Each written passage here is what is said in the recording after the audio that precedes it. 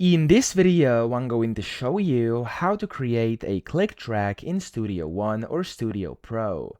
Now to do this, you actually have two options. You could go without a click track but still hear the clicking, or you could also just create a new one and then get the click track. So let me show you both the options.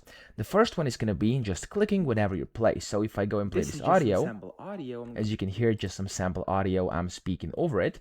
And then you want to go down here to the bottom right and you want to hit this button over here, which is the metronome, or you could just press C on your keyboard. And if I now go and play this audio, This is just some sample audio. you can hear clicking in the back, and that's of course added kind of a click track over your current audio track over here. But if you want a separate one, that's also possible. You can go down here and you can basically right click on that, so right click on your metronome and then just click on metronome setup up top.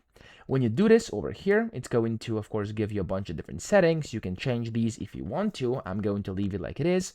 And then from here, I'm going to click on render. Now it's going to ask you how you want to render. You could go and render a loop range or timeline start to session end. I'm going to do this first one over here, but you can do that one as well. And you want to click on OK. It's going to start rendering, and there we go. As you can see, when I close this, this has actually added a click track in Studio One, okay? So if I make this smaller, you can see the click track is over here, and it's actually going to be keep on clicking like that.